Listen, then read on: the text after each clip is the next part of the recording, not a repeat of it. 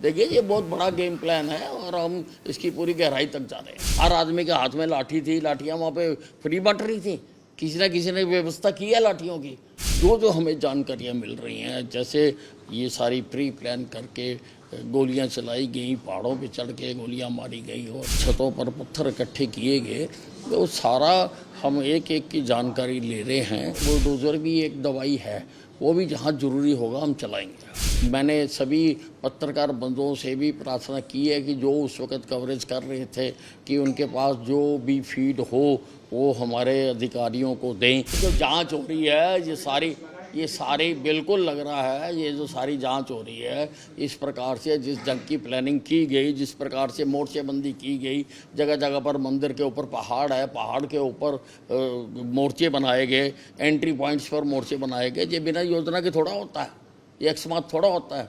हर आदमी के हाथ में लाठी थी, लाठियाँ वहाँ पे फ्री बंट रही थी, किसी ना किसी ने व्यवस्था की है लाठियों की। गोली चली है, गोलियाँ वैसे ही लोगों ने रखे हुए हैं, हथियार कोई ना कोई लेके आया है हथियार।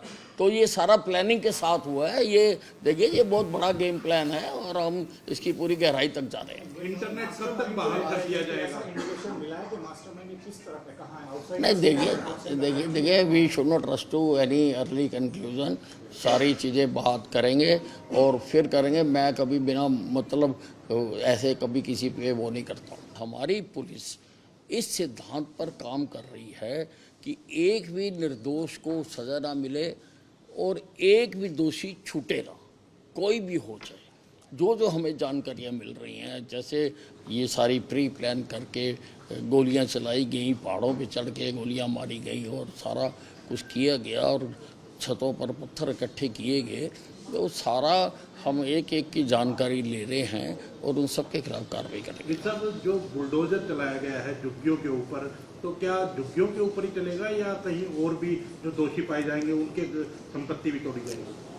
देखिए ऐसा है, इसमें हम पूरी कार्रवाई कर रहे हैं और जिसमें जैसे जिसके ऊपर केस बनता है उसको इलाज करेंगे और इलाज में बुलडोज़र भी एक दवाई है, वो भी जहाँ ज़रूरी होगा हम चलाएंगे। अच्छा, जो है प्री प्लान था, तो मास्टरमाइंड का पता चला क्या अभी तक? नहीं, देखिए अब जैसे चीज़ें सामने आ रही हैं, लोग बता रहे हैं, लोगों के बयान हो रहे हैं और सारी जो सीसीटीवी फुटेज है वो खंगाली जा रही है।